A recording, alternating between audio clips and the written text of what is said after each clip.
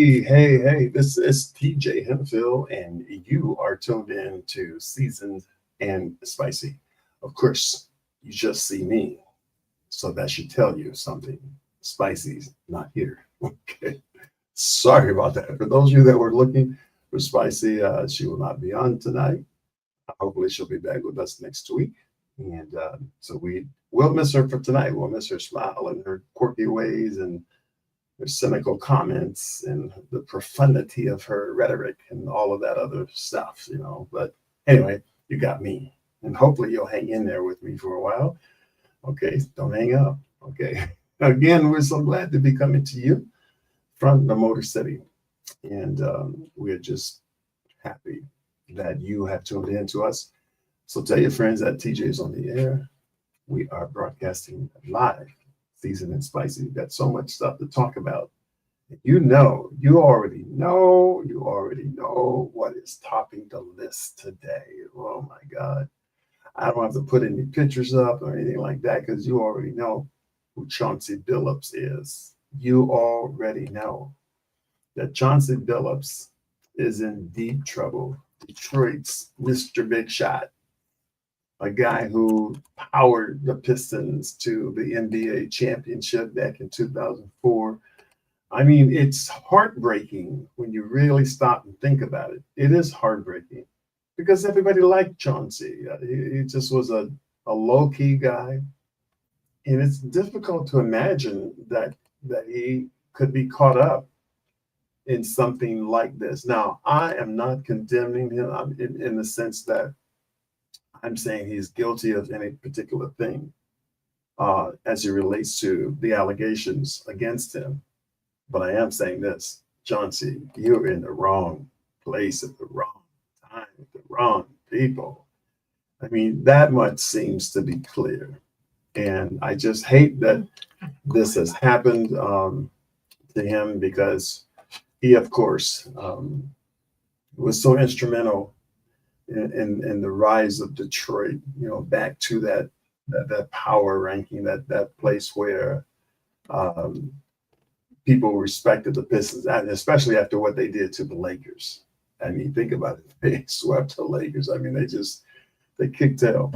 And to just think that this man now is going to be in the news on a consistent basis for the days and weeks to come, and possibly even jail time. It just depends. I want to know your thoughts on it. You can feel free to comment. You can call in.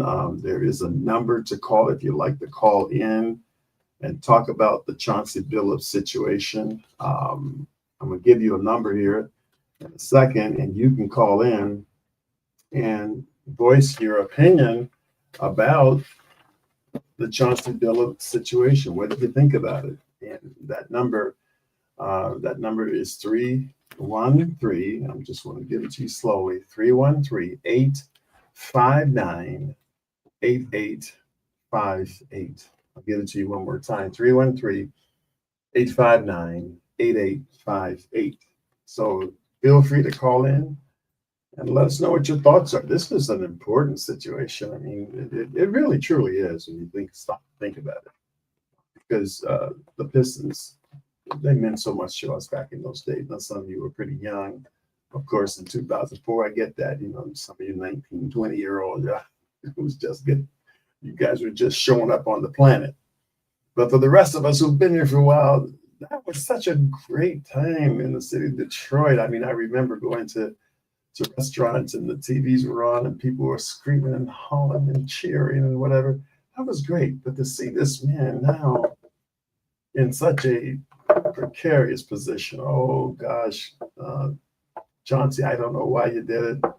I don't know what you were thinking about. You're making $4 million a year as a coach, head coach in the NBA, the Portland Trail Blazers. Wasn't that enough money?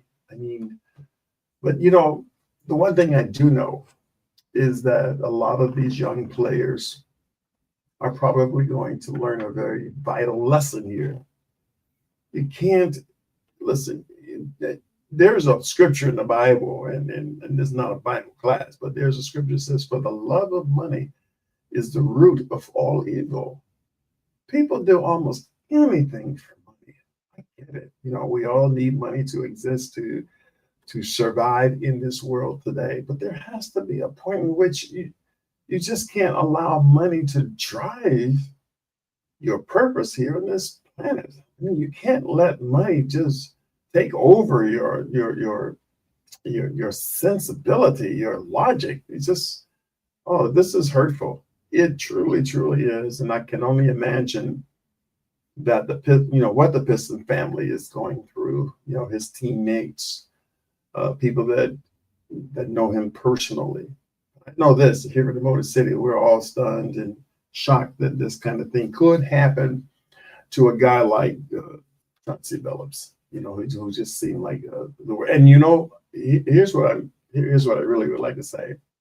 It is interesting to me that on the news, all day on the news, you saw pictures of Chauncey, you saw pictures of Terry Rozier and Damon Jones, and the three Black guys, the most prominent people in this investigation and in this takedown. You didn't see pictures of all the mafia families that they named. Yeah, they named them, but you didn't see any pictures, did you? I don't think you did. And it's just interesting to me that you throw the Black man up there. You know what? Barack Obama warned us many times that as Black people, you got to be extra careful. You got to be extra good, extra professional, extra extraordinary. How about that? Okay. Because there are always people out there ready to take you down and take us down as a Black people. And that is one reason why, for me, you guys, those of you that know me, you know that I am a proponent of clean neighborhoods, good schools, and all of that stuff. And it just burns me sometimes when I go into some of these neighborhoods. I grew up on the east side of Detroit, and there are neighborhoods on the east side and the west side and the north side and the south side where you got trash in the neighborhood, trash on the streets, trash around the houses, trash around the buildings. Why are we like that? Come on, my people. We got to wake up and realize that all we're doing is corroborating their stories. All we're doing is giving them another reason to say Black people are lazy and Black people are this and Black people are that. We got to do better. So when we get into these positions, no matter what it is, whether it's sports, whether it's entertainment, theater, film, construction, contractors, whatever it is, we've got to do right. You got to do right and do your business well. You can't let this whole idea, the spirit of the love of money get a hold of you, because I tell you, you'll succumb to almost anything. Let me tell you a little story. I remember once I was a young man, probably 19 years old, maybe 20. And I remember standing outside of Florsheim Shoes. That was a big store back in the day on Woodward Avenue. I'm staring in the window, and I think I probably had something like, I don't know, maybe $55, $60 in my pocket to buy some shoes. And, shoes are a lot cheaper. I hate buying shoes now, because now to get a good pair of shoes, you got to spend $300, $400 to get a good pair of shoes. But back then, you could get a decent pair of shoes anyway for $60, $65. So I'm standing there and I'm looking in the window, and the guy walks up to me and he says, hey, you like those shoes right there? And the shoes that I was looking at, those shoes were costing somewhere about $120 or so. He asked me, he said, you like those shoes? I said, yeah, man, they're sweet, but can't afford them. He said, I'll tell you what, man, I work here. So just go around to the side of the building, and the side of the building, it was near the Fox Theater. He said, go around the side of the building. I'm going to meet you at the first door you get to it. Give me the $60. I'll get the shoes. And I'll meet you at that door. You know what happened? I bit right into it. I did. He never showed up at the door. He took my $60 and took off. So here I am, because I'm allowing an immoral act to take over my good spirit, my good nature. I lost my $60. Man, listen, you have no idea how angry I was. I was mad as listen, I can't even say it on the air. I was mad, but I had to be mad at myself. I was mad at him, but I should have been totally mad at myself. And later on, I did say, TJ, that was so dumb. But see, that's what happens when we get overcome with greed, trying to do things to make an extra buck the wrong way. It's not worth it. It just isn't worth it. So I'm sorry to see Chauncey in this situation. I know many of you are too. I just know that it's a difficult thing when you have a hero um, like Chauncey, who has fallen into this particular scheme. Thank you for coming on board, Mr. Gaines and Zola. Yeah, you're right. We got to do better. We got to do better. So that's the hottest story in sports today. And while I'm on the NBA, the second hottest story is Victor Wembanyama. And Victor came out last night with 40 rebounds, 15 assists, no turnovers. I mean, this dude was a machine, an absolute machine. He's a nightmare on the court. He's been in the gym. He's bulked up a little bit. He's stronger. He doesn't look a lot bigger, but you can tell he's a lot stronger because he was pushing guys around. I mean, he was playing that bully ball. And whether it was, he didn't take last year, he took a lot of 3-point shots. He averaged like 9 shots a game, not last night. He only shot the 3-pointer twice, made one of them at least. So that means he was in the paint. For those of you who know what the paint is now, I just wonder how many women out there know what the paint is. You know what the paint is. This is not stuff you put on your walls. Okay, it's that little area that sort of surrounds the part of the basketball court where you shoot free throws. Where the men standing on the line. That's called the paint. It was bullying people in the paint. Scored 40 points. As a matter of fact, he scored. That was the most points scored on an opening night since Wilt Chamberlain did it way back in, I think it was 1959 or 1963, one or the other, 60 years ago, whatever that is, do the math. Okay, so that was Victor Wembanyama. The Pistons, of course, they played well in the fourth quarter. I don't know what was going on in the first 3 quarters. That was just, that just wasn't what we saw last year. Speaking of that, everybody knows that Malik Beasley was sort of, he was being investigated initially for gambling. So we don't know if this is going to touch him. His career might be over if it does, because I don't think a team is going to touch any player now that they find gambling on the sport that they play. It's just a bad scene, bad situation. Anyway, the Pistons lost in the last couple seconds. They almost pulled it out. I think their next opponent is the Boston Celtics. That's going to be a tough game. Tough game. All right, turning to football before we go on to some other major issues. Okay, power rankings today. Let's look at the power ranking. Coming in at number 10, the San Francisco 49ers.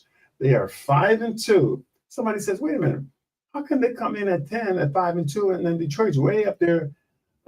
I'll tell you about where they are, but they're way up there at 5-2. Well, it has to do with strength of schedule, who you're playing, and that sort of stuff. So that is what that's all about. And coming in at number 9, the Seattle Seahawks. They're doing pretty good right now. As a matter of fact, I think Minnesota is regretting the fact that they let Sam Darnold go because they got a quarterback issue over there. Carson Wentz did okay, taking J.J. McCarthy's spot. He wasn't great. And J.J. McCarthy, when he wasn't injured, he didn't do so much anyway. So anyway, coming in at number 8, Spicy's Green Bay Packers at number 8, 4-1-1. And I'll say this, Spicy, even though you're not here to defend your favorite team, The Green Bay Packers, I'm going to make a prediction. I'm going to predict that they're going to lose at least 5 games this year. 5. They've only lost 1, and they had a tie. But I'm going to predict by the end of the season, the Green Bay Packers will have lost 5 games and be out of contention for playoff. That's just my prediction. Write it down, folks. Write it down. TJ said it. Coming in at number 7. Oh, my God. The Kansas City Chiefs. No, look, I'm going to tell you something. The Kansas City Chiefs were my football team outside of the Lions, okay? They were my team. I really appreciated Pat Mahomes and what he has done. But, man, when they played the Lions last, I just couldn't believe the officiating. It was horrible. Horrible. And so I'm a bit wishy-washy because they're not my team anymore. Okay. I'm sorry. I got to let you go, Kansas City. I loved you guys for a while, but I got to let you go now because you did my Lions wrong, and that don't sit well with me. Coming in at number 6, Buffalo Bills at 4-2. Okay, yeah, they're playing some decent ball. They may be shocked by the end of the year too to have suffered at least 4 losses. I think that's down the road too. Los Angeles Rams at number 5. At 5-2, not bad. Stafford and the boys are doing okay. They're hanging in there. You know, Stafford's he's a pretty good quarterback. You know, but we did make a good trade. I have to tell you, because trading him to the Rams, yeah, that hurt at the time in a sense. But we got a very consistent quarterback, not real strong, but he can throw the ball. He's accurate. He wasn't so accurate the other day, but basically he is. But the draft picks that we got that brought us guys like Jahmyr Gibbs and other people, oh my gosh, I mean, that was a very good trade. That's all I can say. Okay, coming in at number 4, the team that we just beat, the Lions just beat, Tampa Bay Buccaneers. You know that I knew that was going to be a tough game. Now the score was 24-9. It does not reflect how tough that game was. That game was pretty tough. But I'll tell you what, that game did expose. The offensive coordinator for the Detroit Lions, oh man, he got to do better. Because some of the plays that he called, I was shaking my head. I was going like, okay, you know what? That's enough. That's crazy. 3rd and 1. You need 1 yard to get a first down, and you throw the ball 25 yards. You know that Dan Campbell is always going to go for it on 4th down. So you got 2 downs to get 1 yard. It didn't happen. So they made it tough on themselves, but they did eke out the win, and that's good for them. Philadelphia Eagles coming in at number 3, 5-2. There's a lot of parity in the league this year, a lot of parity. And I think that's going to be the case going throughout. And Dan Campbell said it best, you know, if the Lions don't play better, it's going to be a tough year. And I think that's going to be the case for a lot of teams. Coming in at number 2, the surprise team of the year, Indianapolis Colts. These guys are playing lights out, defense and offense. I mean, the team is on fire. And a lot of people are thinking they should be number 1, but they haven't quite proven themselves. Not just yet. We'll have to wait another couple weeks, because coming in at number 1 with a 5-2 record, of course, are my Detroit Lions. These guys, they proved that they can win a tough game. And that was cool. So I'm happy for them. And I think they're going to be all right as the season progresses. Normally, we give our picks, you know, who's going to win the games next week. But Spicy is not here, and so I'm going to just bypass the picks. But anyway, I'm beating her hands down anyway. I mean, she's not here to defend herself and why she made her choices. And so, again, I'm going to take advantage of the fact that she's not here. I just pick better. That's all. I just know a little bit more about football than the Spicy. You know, now she's probably hearing that somewhere along the line.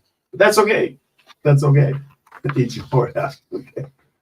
All right, we got some injuries to report, which I think is you know, some of these injuries are crazy. I mean, several major players were injured this past week, including Washington Commanders quarterback Jayden Daniels. I mean, this guy's had a rough year so far. Last year, he was spectacular. We all know that. But he's been banged up. These teams are not messing around with him. He's not a real big guy, not real strong. He's very talented, but he has some problems, hamstring problems. Baltimore Ravens quarterback uh, Lamar Jackson, another situation with hamstring. He's been out. I heard today that they were hoping that he might start in the game coming up, but they say that he might not because he didn't really practice so much today. So that's him. The Minnesota Vikings quarterback, of course, J.J. McCarthy, ankle problems. And the Carolina Panthers quarterback, Bryce Young, another guy who is very talented but not very big. Ankle problems there, ankle problems. Okay. That's it for sports for now. And I look forward to the games coming. The Lions have a bye so that you will not see them. Hey, one big game, one big college game coming up right here in the state of Michigan. It's Michigan versus Michigan State. Always a big game, always controversial, always a lot of back and forth between the Wolverines and the Spartans. And, you know, I have a lot of friends that are Wolverines. I got a lot of friends that are Spartans. So it's going to be very interesting to see who's going to come out on top, okay? And now, what is your favorite sport? Because we talked about basketball, we talked about football. What's your favorite sport? I want to know that, okay? So answer that if you can. And also give me your prediction. Who is going to win the Michigan State-Michigan game? I'm going with the Wolverines. That's who I've always been a Wolverine fan.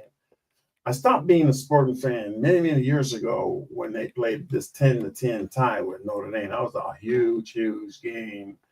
And it wound up being a 10-10 tie when Ara Parseghian elected to kick the field goal or kick the extra point rather than go for a 2-point conversion. We all called him a coward, and the game wound up being a 10-10 tie. So from that point on, I wasn't a real Spartan fan. Okay, the World Series, it starts tomorrow night. Who are you picking for the World Series? Somebody said, I don't care who's in the World Series. Well, okay, maybe you don't, but a lot of people do care. All right, so we're talking about the Los Angeles Dodgers versus the Toronto Blue Jays. The World Series begins tomorrow night. I'm thinking we're almost at the end of the month and we're still playing baseball. It seems like baseball, the World Series, was always over somewhere around the first week or second week in October. But man, we are cruising toward the end of October. And I'm sure these, next Wednesday, for example, next Thursday is October 30th, and Friday is 31st, Halloween. So I don't think the World Series is going to be over that soon. So we're going to be into November with the World Series. I mean, think about that. You got baseball, football, hockey, all going on at the same. And by the way, let me just give the Red Wings some credit. They won 5 games in a row, even though they lost last night. They won 5 in a row, so that's pretty darn good for the Red Wings. I used to watch them religiously until they started losing. We called them the Dead Wings. Okay, but anyway, that's another story. All right, don't forget to call in with your thoughts, with your comments. We'd love to hear from you. 313-859.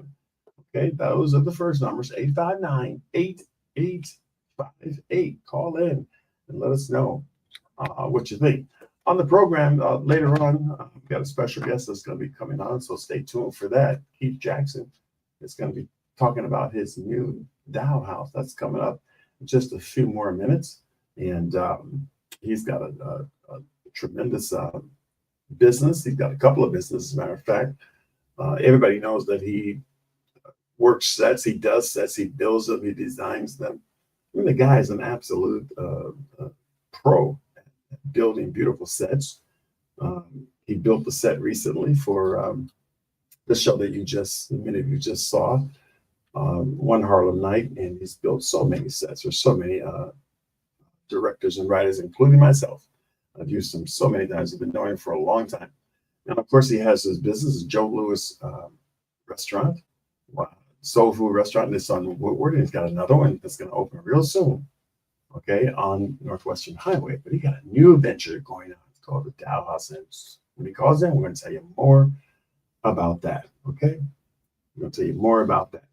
Meanwhile, on the national front, man, we are talking about the 23rd day of the government shutdown. Holy smokes! I mean, people are really reeling from this one, and I don't know. The Democrats and Republicans, they continue to trade blame for the ongoing appropriations lapse in dueling press conferences at the Capitol. And that 23 days of shutdown is now the second longest funding lapse in modern history, eclipsed only by the 35-day shutdown that we saw in late 2018 and early 2019. Okay. All right. Now, I just wonder if anybody out there is affected, by the shutdown from an employment standpoint. If you are, let us know. I want to know what you think. What's on your mind? How are you handling it? Okay. There is so much stuff that Trump and the administration is doing and has done. I just don't know. There are a lot of people. I had to respond to someone who just put a Facebook post out there, and they were talking about the big fuss over the ballroom. They were mentioning that presidents have changed things in the past. But this ballroom, this is what's happening now is crazy. The White House starts demolition of they already started demolition of the East Wing to build Trump's new beautiful ballroom. The White House on Monday started tearing down part of the East Wing, the traditional base of operations for the First Lady, to build President Donald Trump's $250 million, which, by the way, has been upgraded to $300 million, despite lacking approval for construction from the federal agency that oversees such projects. In other words, he doesn't care. Donald Trump doesn't go through the regular processes of the government. He does what he wants to do. That's why he put out that crazy video where he was flying an airplane over the No Kings protesters and dropping excrement. For those of you who don't know what that is, look it up. Excrements. What a very shameful thing for a president to do. A president. And but again, this ballroom, this is a mess. When I think about that ballroom, a friend of mine, Ed was telling me about how that was the hallway. It was a hallway in that East Wing that Barack Obama used to walk his dog down through. It almost seems like anything that Barack Obama had anything to do with, Trump wants to tear it down. His whole mission is to tear it down. Tear it down. So I don't know. It just seems to me that our country is going backwards. We're going back to the days of trial and tribulation. I'll just say it like that. They want to take away voting rights, redistricting. They are absolutely changing the map. North Carolina just joined that fray, and so what they're trying to do is they're trying to offset what they know will become a bloodbath next November. They know they're going to lose. They already know they're going to lose the House. Congress, the senators might be a different story.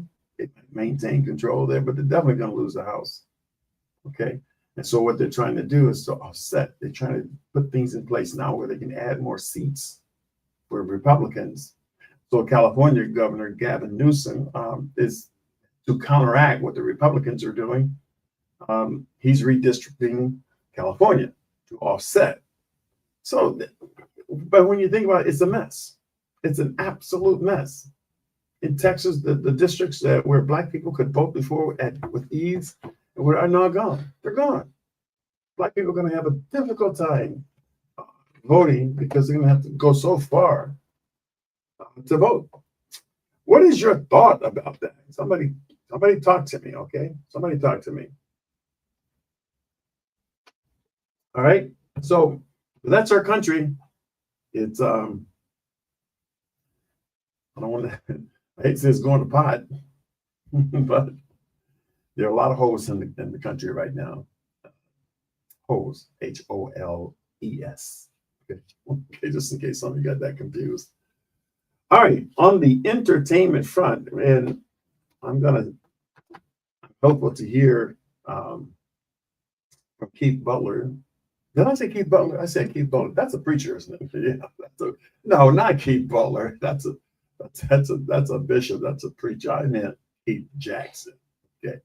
So waiting for him to call in. We're going to talk about his Dow House. Okay. So hopefully he will do that in just a moment and tell us all about that. So we're standing by for that. Also, I just want to remind you of all of the good stuff that's coming up. We're coming in on the Thanksgiving season. And I don't know if you got your turkey yet, but of course, Halloween is prior to that. But make sure you get yourself a good, healthy turkey. Not one of those turkeys out there on Rouge Park, because they got a ton of them out there. We golf out there, Rouge Parks, and we see them all the time. Don't mess with the turkeys at Rouge Park. You'll get in trouble. Okay. So anyway, that's coming up, and so we're going to be embracing the holiday season in just a few. Okay, on the entertainment front, and I'm still waiting for Keith Jackson to tune in. On the entertainment front, Sean Diddy Combs, one of Diddy's close friends, is speaking out about the terrifying moment. The mogul woke up in prison with a knife pressed to his throat. The person's name is Sharlukji. Finney says that the attack went down during one of the nights that Diddy was sleeping at MDC Brooklyn, an incident that first came to light during Diddy's sentencing. And sources familiar with the situation have confirmed its authenticity to TMZ. And Finney told the Daily Mail his friend woke up with the weapon to his neck, just seconds away from serious harm or death. He says he doesn't know if the guards came to break it up or if Diddy fought the guy off. Sources familiar confirm the details for TMZ. Goes on to say Finney imagines the inmate's intent was to intimidate Diddy, particularly in a notorious facility like MDC Brooklyn. He added, prisons just isn't safe. Isn't a safe place for anyone convicted in a case related to sex, and he's worried about Diddy's safety. I wonder what your thoughts are. We're going to talk a little bit more about Diddy, and after we hear from our friend Keith Jackson. Keith Jackson, are you there, sir? Hey, what's to me, Mr. Hemphill? You talking to me right now? I'm talking to you, Mr. Jackson. What's up, man? Everything's good. Yeah. Okay. I'm here doing what I do. All right. So, give us a little bit of your history first before we talk about your new project. All right. Well, I want to introduce my partner also, a partner at the clothing store, which is our new venture coming up. But his name is Keith Jackson also. That's the funny part. What? So wow. Yeah. So you have Keith Jackson and Keith Jackson. Wow. So we'll come back to that. Okay. I just wanted to introduce him real quick. So great. But but TJ, you know me better than me. So well, I'm I'm out here. I've been in Detroit forever and all my life, building and designing sets for plays and TV shows, beauty salons, nightclubs, you name it. I've touched it some kind of way, shape or form. Some new ventures has been restaurants and now clothing, so I dibble dabble here and there. Man, it seems like trying to keep the shit moving. It seems like you got more than you can handle. I mean, you're doing a lot. You're doing an awful lot. Well, when you come from the theater world, you do a lot. And so the theater world has conditioned me to be able to multitask well. And I've been doing that since, like 1988, you know what I mean? So, Right. It doesn't stretch me out fully, but. Okay. Well, you got, and I know, and I can tell my viewers, that you have done magnificent work for me in all of my shows, including my biggest show, Peerless Times. You've done many sets for the show, and of course many other great writers. Angie Barrow, to name a few. Sherry Gay just got through with her show. And, we just did something recent for her. Yeah, and the list goes on and on and on in terms of what you have done. But now you've got this new project. Tell us about the new project. Well, the other Keith Jackson's on the phone. He's a local promoter. Okay. He's been a client of mine for how many years, Keith? 20. 20 years. Really? 20 years. Wow, I didn't even think about it like that. So for 20 years, he's been promoting big events in the city of Detroit. The ultimate white parties, the ultimate black parties and stuff like that. And I've been the decor company that has make those things look good. Okay. So go ahead, Keith. Tell us, how long you've been into the clothing business and. Okay. Yes, I've been in the clothing business for 22 years. I've been in every mall. Northland Mall is where I started at. Fairlane Mall, Oakland Mall. And I've been on the 10 Mile and Evergreen in Southfield for 10 years. Oh. And then me and Keith came together because Keith usually do all the build outs for my companies. And this one right here, I brought him in and we partner up to bring light and bring a different feel to what we're trying to do. But fashion is something I like doing and love seeing women buy the clothes and be happy and refer other people. So you say you had a spot on 10 Mile and Evergreen? Yes, for 10 years. Yes. For 10 years. My lease was up. Okay. Right across the street.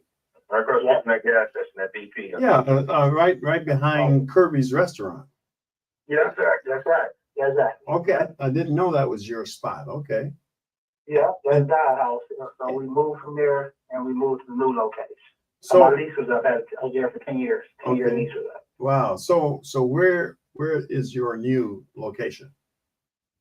The new location is on Northwestern, right next to Dual Lounge. Mm-hmm. That's Southfield, Michigan. That's 29555 Northwestern. Okay. So Wow. same complex that the Guitar Center is in also. Oh, yes, right there. Yeah. Wow, that's a good spot. You got a lot of people that go in and out of the guitar shop, and of course, Duels. A lot of people patronize there, and so that's gonna be good. So, what does the Dial House specialize in? It specializes in fashion for everyone, from anyone from 25 to 65. 25 to what? Women. 25 to up to 65. Up to 65. So you got some stuff. 65. Yeah. Women, though. Yeah. Women, TJ.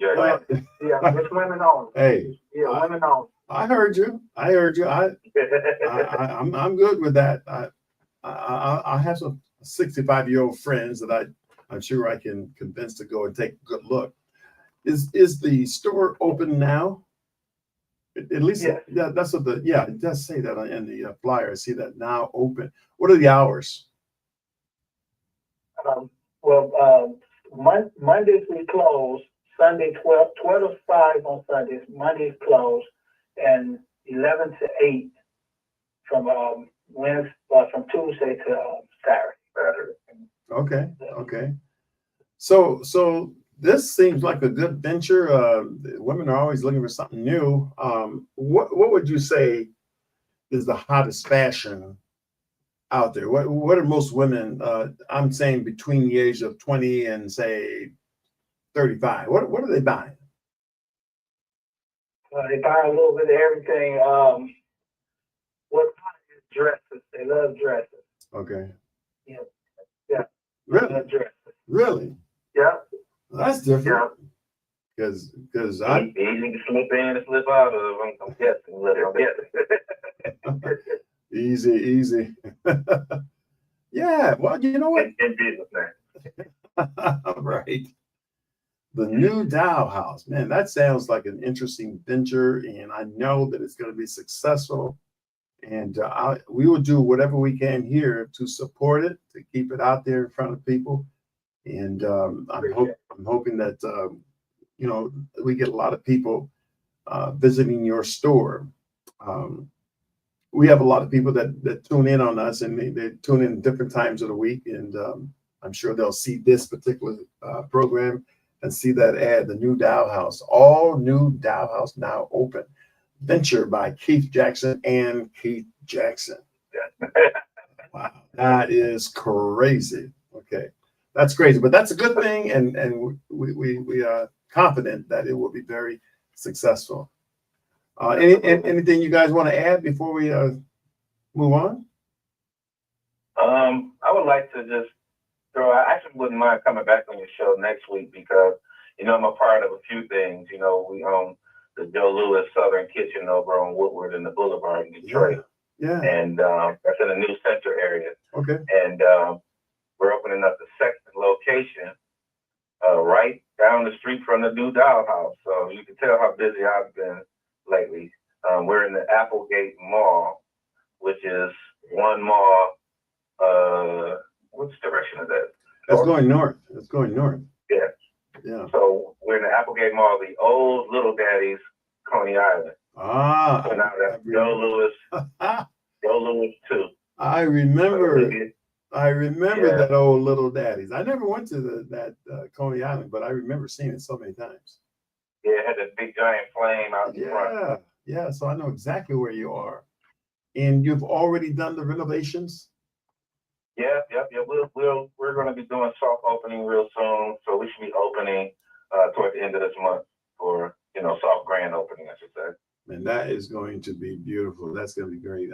Because the store or the restaurant on Woodward, I mean, it is just like it's always packed in there, especially in the afternoon. It stays packed, man. Yeah, that's because you guys have good food. I mean, man. We got the best, man. Yeah. The best brunch. Yeah, I got a plate. I got a plate there, and I think I ate it for 3 days. So Absolutely. and so they give you enough If food. you ate it all in one setting, you'd be asleep right now. Oh, for sure. Absolutely. Yeah. Ladies and gentlemen, you gotta check out Joe Louis. So yeah, we'll bring you back on next week for you to give us more information about the new Joe Louis. Now, does it have the exact same title? Oh yeah. Joe Louis Southern Kitchen. Southern Kitchen. Joe Louis Southern Kitchen. Nah, man, y'all better check it out. I will have you back on next week. Thank you so much, Keith Jackson and Keith Jackson. We appreciate you guys signing on, and we'll talk again. All right, thanks for having us, TJ. Absolutely. Talk another time. You too. The rest of the day. Bye-bye. All right. Okay, so that was Keith Jackson and Keith Jackson, two very fine gentlemen doing some great work in the Detroit metro area. You got to support these guys. You got to support them, please. Do not allow yourself to just drift and not go by there at least, and see what's going on. That's one thing that we've got to learn to do is support each other. That's important. Okay. All right. We're going to get back to that Diddy story for just a moment, and I'm going to wrap that up. And Trump, a White House official on Tuesday, pushed back on a report that President Trump is considering commuting Sean Diddy Combs' prison sentence as soon as this week. There is zero truth to the TMZ report, which we would have gladly explained had they reached out before running their fake news, the official told NBC News in a statement. The president, not anonymous sources, is the final decider on pardons and commutations. Of course, I do understand that he just commuted the sentence of George Santos. You remember that George Santos guy? Diddy, you got yourself in a lot of trouble. We're going to see if Mr. Trump will get you. Listen, I do know one thing. I was kidding about this with somebody. If you're in prison, just start talking about how much you like Trump and how wonderful he is as president. You'd probably be lying, but it might get you out of prison. Okay, so we got to improve on that situation. We just got to. We have to. We have to. Okay. As we begin to close out our program today, did you know section? Okay, did you know? That's coming up now, and I think that it's we've got a few things to add to the did you know section. I put a couple things in there myself this week. It's gonna be interesting, okay? And but before I get to that, I want to go back to a national thing first. Just before I get to the did you know, I don't want to leave this out. When we were kids in elementary school, every day, and schools do it now, every day we said the Pledge of Allegiance. And it says, I pledge allegiance to the flag of the United States of America and to the republic for which it stands, one nation, under God, indivisible, with liberty and justice for all. And my question to you today, as we explore this and leave this up on the screen for a while, do you think that our country is honoring this pledge? Look at it again. Okay. One nation, under God, indivisible, with liberty and justice for all. One nation. We don't seem like one nation anymore. It's like the big thing is now the Republicans versus the Democrats. We are divided. This says indivisible, but politicians have done a very, very effective job of dividing us. There was a time when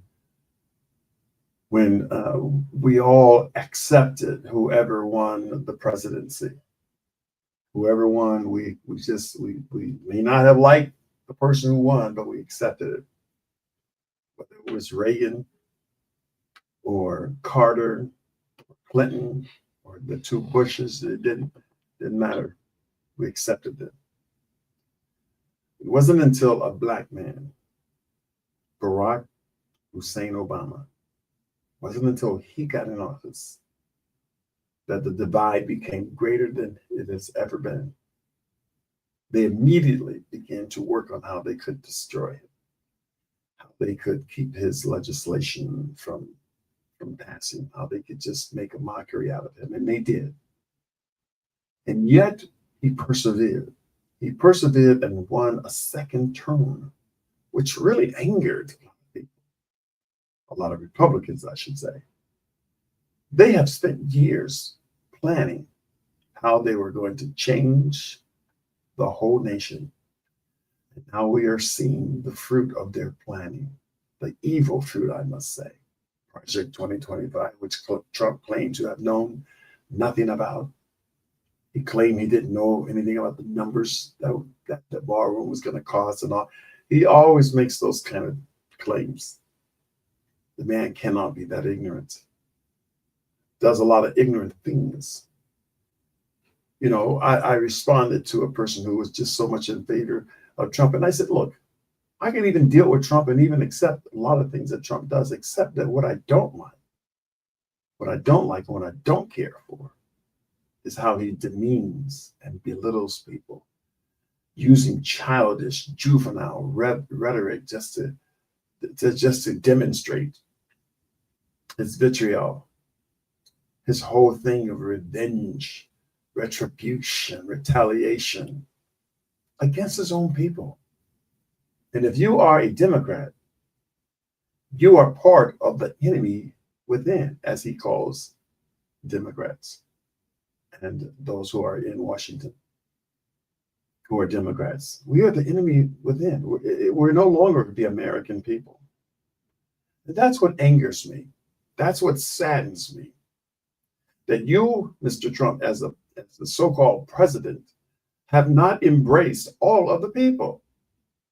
If your policies are good, let them be good for all of the people. Why do you have to continue to invent new names for people? I heard him called George Stephanopoulos the other, George Sloppy-Nopolis or whatever it was. I just said to myself, this is so ignorant. This is so dumb.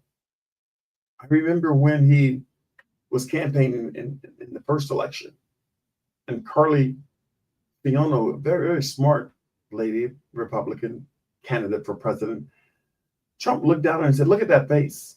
She's not a very attractive woman, but she wasn't ugly as such. But he said, look at that face.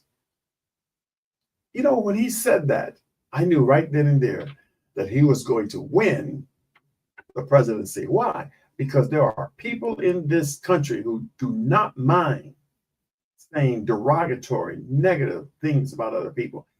They felt that if he had the boldness to call Marco Rubio, little Marco Rubio, and ugly Carly Fiona, and crooked Hillary, and all the other names that he came up with, if he had the boldness to do that, that's our guy.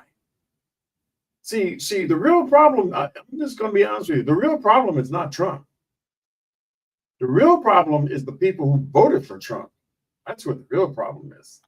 The people who think that somehow or another this man was going to bring America together. No, he has divided us. He has Republicans at the throats of Democrats and vice versa. Okay? It's ridiculous. I don't want to spend time talking about how bad he is or whatever. I want to use these precious moments and minutes to talk to people out there who voted to put him in. He's taken away jobs, thousands and thousands of jobs. He's spending money, $300 million on a ballroom, you know, that he could have taken that same amount of money along with the 20 to 40 billion dollars he's giving to Argentina, and he could have used it for healthcare in America. Only in America are we seeing this kind of ridiculousness. People out here starving, 800,000 homeless people in the United States. It's ridiculous. It's atrocious. It should not be. Donald Trump appears, he wants to appear to be sagacious and under control and whatever. No, he's not. He's anything but. It's just a crime. It's a crime that we have allowed this man a second term. What is it about the first term that we didn't learn? What happened there? I don't get it. We voted him out when he tried to run against Biden. That was a good thing. But they painted Biden as an old guy who couldn't get things done. But when you look back at his track record, you'll see he got a lot of stuff done. The country went into some inflation, of course, but that was all because of what Trump had already set up. Done anyway. I guess you can tell I'm a little ticked off. I guess you can tell that. Another whole story.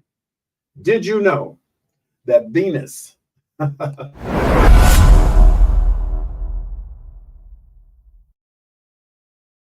only that a single day on the planet takes about 243 Earth days to complete? It takes 243 Earth days for Venus to have one day. And did you know that a year on Venus takes 225 Earth days? Now somebody said, now, wait a minute, hold it, TJ. You said it takes 243 days on Venus to rotate in terms of a single day. But now you're turning around saying it takes 225 Earth days to rotate around the sun. That's less. You're right. You're absolutely right. In other words, Venus is rotating so slowly that a day on Venus is longer than a year on Venus. Figure that one out. Okay, that's crazy. That is crazy. You know, I don't think you want to live on Venus. You know, raspberries, strawberries, and blackberries aren't true berries. I said, what? No, they're not true berries. A berry is a plant that has 3 layers. It has 3 layers. It has an outer skin, it has a fleshly middle, and it has internal seeds. So that disqualifies strawberries, disqualifies blackberries, disqualified all of those little berries, the raspberry. That disqualifies all of that. They're not true berry, but you want to know what a true berry really is? This will blow you away. I'll tell you what a true berry is. The biggest berry you probably ever laid your eyes on. It's a watermelon. Okay, it's a watermelon. A watermelon is actually a berry because it has outer skin, it has a fleshly middle, and here's the thing that differentiates it from the other so-called berries. It has internal seeds. Sorry, raspberry, strawberry, blackberry. So next time you go to Kroger's, you know, and you are with your friend or your mother, your wife, whoever, say, let's go get a couple of some berries. Go to the watermelon section. They're gonna say, "What are you doing? Stop getting the berry." Getting a beer. Watermelons are berries. Okay, that's all to it. Ketchup was sold as a medicine in the 1830s. Maybe that's why people still eat so much ketchup. They look at it as a medicine. Okay, all right. And closing out our show for tonight. Okay, what is a piece of advice? I don't know if I'm going to get any answers on this one, but what is a piece of old school advice that you totally swear by or totally ignore? Old school advice. Just wonder if anybody want to answer that for me before we sign off. I've had a great time with you tonight, and I hope that you will tune in with us again. Hopefully, Spicy will be back next week. If she's not back, we're going to send Mr. Patel, the FBI director. We'll send him out there. He'll get the job done because that's one of Trump's guys. Okay, he'll get the job done. Okay. All right, ladies and gentlemen, that's going to be our show for tonight. I trust that you will tune in with us again. Again, I'm so happy that you did tune in and you did watch our show. Feel free to call in anytime. Okay? The time that we're on. Any other time. Yes. Peace.